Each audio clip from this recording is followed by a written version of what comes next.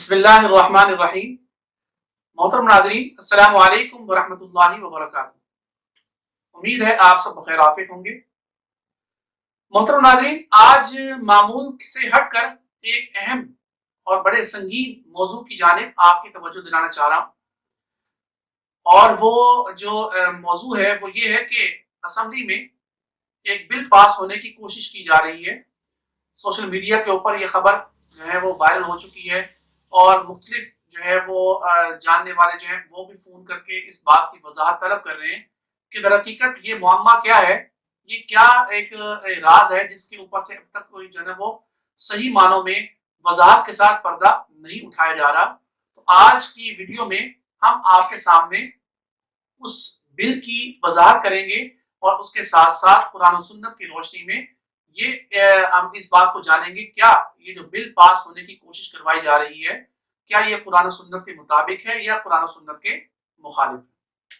तो मोहतरम नाज़रीन, सबसे पहले मैं उस बिल के अहम निकात आपके सामने पेश कर दूं जो इस वक्त सोशल मीडिया पर वायरल भी हुए हैं। उसकी वजाहत करने का मकसद ये ताकि हमें से जिन जो इस चीज से नावाकिफ हैं वो भी जान लें कि दर हकीकत किन बातों को, किन मेन पॉइंट्स को जो है वो एक कानून की हैसियत से मंजूर करवाने की कोशिश की जा रही है। और उसके बाद फिर इंशाअल्लाह कुरान और सुन्नत की रोशनी में हम जानेंगे क्या ये कवानीन नाफिज होने चाहिए या नहीं होने चाहिए, इनको मंजूरी मिलनी चाहिए या नहीं मिलनी चाहिए। सबसे पहली शिक इस कानून की, 18 साल से जायद उम्र का फर्द अगर इस्लाम कबूल करना चाहता है तो वो इलाकाई एडिशनल सेशन जज को सर्टिफिकेट के लिए दरखास्त देगा। तो सबसे पहली जो शिक है उसकी वजाहत मैं यूं करूं आपके सामने तो वो ये है कि दीन इस्लाम को अगर कोई गैर मुस्लिम अपनाना चाहता है, दीन इस्लाम को गैर मुस्लिम जो है वो अगर अपनाना चाहता है तो उसको अपनाने के लिए 18 साल की उम्र का होना जरूरी है। अगर कोई गैर मुस्लिम 18 साल से कम उम्र का है और वो इस्लाम की तालीमात से जो है वो इस्लाम की तालीमात को पसंद करके वो इस्लाम कबूल करना चाहता है तो इस कानून के तहत वो इस्लाम कबूल नहीं कर सकता। उसको इस्लाम कबूल करने के लिए 18 साल का होना जरूरी है। अल्लाह माफ फरमाए, ये दीन इस्लाम जो है वो इसको एक आईडी कार्ड के बराबर समझा जा रहा है कि आईडी कार्ड जो है वो 18 साल की उम्र से पहले नहीं बन सकता। तो बिल्कुल ऐसे ही एक गैर मुस्लिम भी 18 साल की उम्र से पहले जो है वो मुसलमान अगर होना चाहता है तो वो मुसलमान नहीं हो सकता। और अगर 18 साल की उम्र के बाद वो मुसलमान होना चाहता है तो उसको बाकायदा कानूनी अदालती कार्रवाई करनी पड़ेगी, कानूनी कार्रवाई करनी पड़ेगी, जज के पास जाकर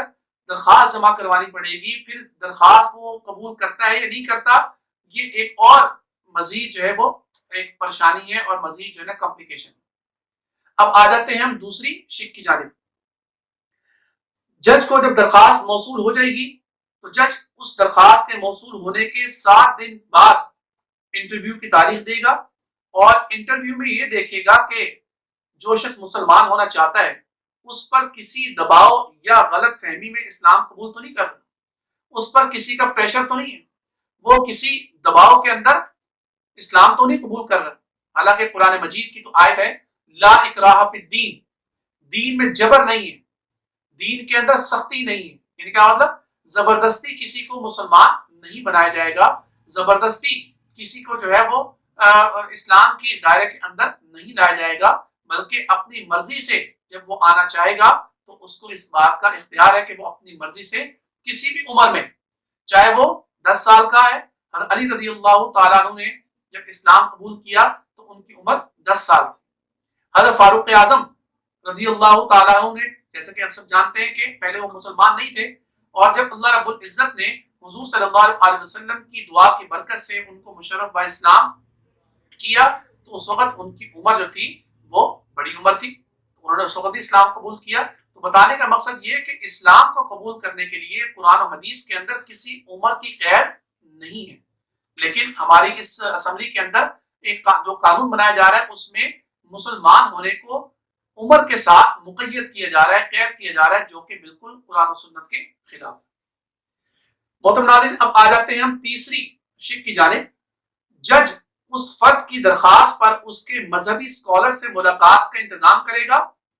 نیز دونوں مذاہب کا مطالعہ اور جائزہ کے لیے اس کو 90 دن کا وقت دیا جا سکتا ہے۔ یعنی وہ جو شخص ہے جو مسلمان ہونا چاہتا ہے اس کو کہ بھی تم اپنے جو ہے وہ مذہبی اسکالر کو بھی ساتھ لے کر آؤ، اور جو تمہیں اپنے مذہب سے متعلق جو شکوک و شبہات ہیں، جو اعتراضات ہیں، ان کو دور کرواؤ، اور اپنے مذہب کا بھی مطالعہ کرو اور اسلام کا بھی مطالعہ کرو، اور اس پروسیس کے لیے اس کو 90 دن کا ٹائم دیا جائے گا۔ 90 دن تک وہ ان چیزوں کو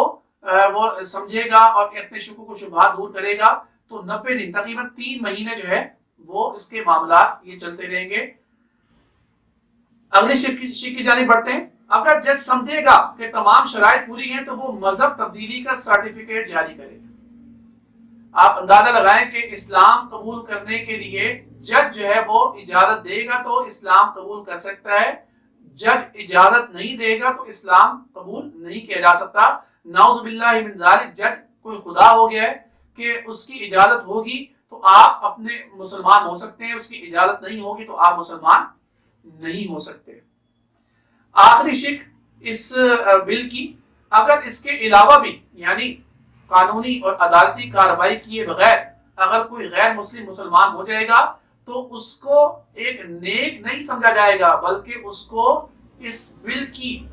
نظر میں، اس بل کی نگاہ میں اس کو مجرم تصور کیا جائے گا اور اس کے خلاف قانونی چارہ جوئی کی جائے گی اور وہ سزا کا حقدار بھی قرار پائے گا۔ تو محترم ناظرین، اس بل کے اہم نکات تو آپ کے سامنے پیش کر دیے گئے۔ اب قرآن و سنت کی روشنی میں جو آپ کے سامنے وضاحت کرنی ہے، اس وضاحت سے پہلے ایک آیت اور اس کا ترجمہ ذرا سماعت فرما لیجیے۔ بسم اللہ الرحمن الرحیم، وما آتاکم الرسول فخذوہ وما نہاکم عنہ فانتہوا۔ رسول صلی اللہ علیہ وسلم جن احکامات پر، جن تعلیمات پر تمہیں عمل کرنے کا حکم دے ان پر لازمی طور پر عمل کرو، وما نہاکم عنہ فانتہوا، اور جن کاموں سے بچنے کا حکم دے ان سے فوراً بچ جاؤ۔ سرکار دو عالم صلی اللہ علیہ وسلم نے 23 سال دین کی تعلیمات کو لوگوں تک پھیلایا، 23 سال تک دین کی تبلیغ کی۔ ان 23 سالوں کے اندر حضور پاک صلی اللہ علیہ وسلم نے کوئی ایسی بات بیان نہیں کی جس کی جو اس بل کی طرف اشارہ کرتی ہو، معذرت چاہتا ہوں، جو اس بل کی طرف اشارہ کرتی ہو کہ جی مذہب کو اپنانے کے لیے، اسلام کو اپنانے کے لیے کسی قسم کی کوئی قید ہے، عمر کی کوئی قید ہے کہ آپ 18 سال کے ہوں گے، 20 سال کے ہوں گے، 25 سال کے ہوں گے تب آپ اسلام قبول کر سکتے ہیں، ایسا کچھ نہیں۔ سب سے پہلے یہ بات یقینی ہے کہ مذہب کی کوئی عمر نہیں ہوتی۔ میرے نبی نے جب اسلام کی دعوت دی تو بچوں نے بھی اسلام قبول کیا، لہذا یہ 18 سال والا انتہائی معیوب بل ہے، 18 سال کی جو قید ہے بالکل نامناسب ہے اور دین اور قرآن و سنت کے بالکل خلاف۔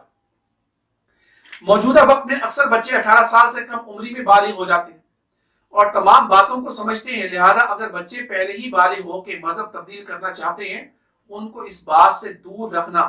بدترین فعل ہے۔ یعنی مثال کے طور پر ایک بچہ